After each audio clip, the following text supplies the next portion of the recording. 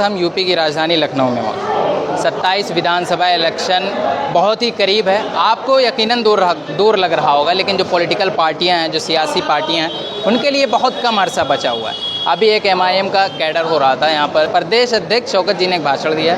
उसी पर बात करने के लिए हमारे साथ सीतापुर ज़िला अध्यक्ष मौजूद हैं। तो अभी MIM के प्रदेश अध्यक्ष जी कह रहे थे वो 4% होके एकजुट हो गए, उन्होंने सियासत में हिस्सेदारी बना ली। आपके पास 20% है, लेकिन 4-4 में करके बटा हुआ है, इस पर क्या कहें? बिल्कुल सही कह रहे थे। जब नबी पाक सल्लल्लाहु अलैहि वसल्लम की शान में गुस्ताखी हुई तब हमारे प्रदेश अध्यक्ष जनाब शौकत साहब DGP के पास गए, उनको वक्त नहीं दिया गया, वो यकीनन रोक लिया गया रोडी पे ऑफिस के बाहर।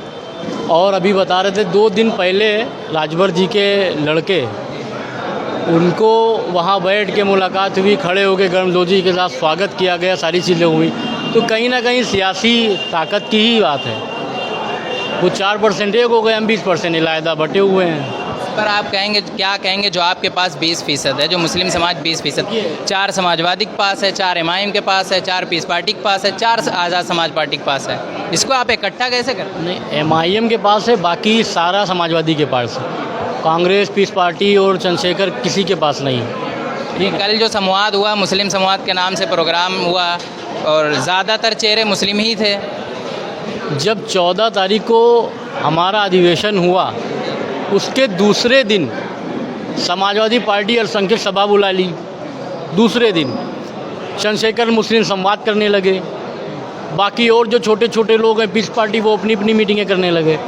तो इससे साफ तौर से एकदम जाहिर हो गया कि मजलिस की यकीनन बहुत मजबूती के साथ ताकत बढ़ रही। मेरा कहना है, आप एकजुट कैसे करेंगे भाई? जब आप अपने समाज को इकट्ठा नहीं कर पाएंगे, जाहिर है दूसरे से उम्मीद नहीं कर सकते आप। एकजुट इंशाअल्लाह 14 के बाद मजलिस इत्तेहादुल मुस्लिमीन उत्तर प्रदेश में अपने प्लेटफार्म पर मजलिस मुसलमानों को इकट्ठा करने के लिए पुरजोर कोशिश आज तक कर रही है। आज 10 साल हो गए। उससे पहले कोई हमारा बैनर नहीं था। पीस पार्टी या और कुछ काउंसिल या कुछ कह लीजिए, उनका कोई मतलब नहीं था।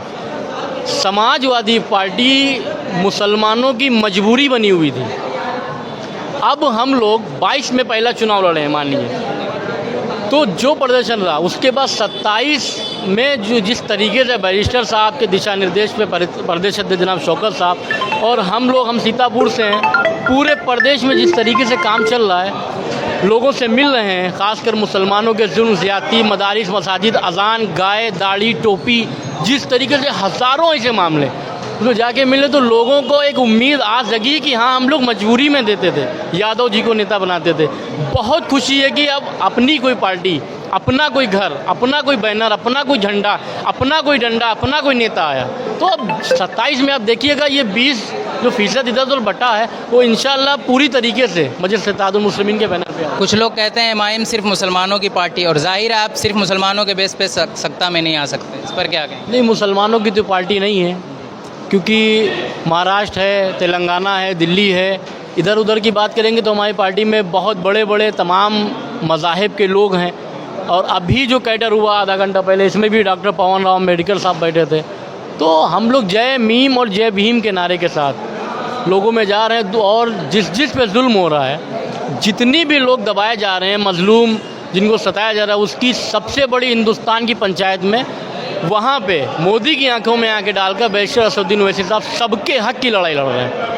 ओवैसी साहब की अक्सर स्पीचेस हेट स्पीच के मामले में विवादों में रहते हैं, इस पर क्या कहेंगे? कोई भी हेट स्पीच नहीं है। जो जुल्म के खिलाफ बोलेगा यकीनन वो हेट स्पीच हो जाएगी। एक उनका नारा है, हम गुलाम नहीं है, नागरिक हैं। इसको सुनते ही आपके जहन में क्या? एकदम हकीकत है। जहन में क्या तस्वीर है? अरे BR अम्बेडकर साहब ने एक संविधान बनाया। बैरिस्टर साहब से ज़्यादा संविधान को फॉलो नहीं करता। उन्होंने कहा अगर हम गुलाम नहीं नागरिक हैं, तो हकीकत है इस जमहूरी मुल्क में कोई गुलाम नहीं है।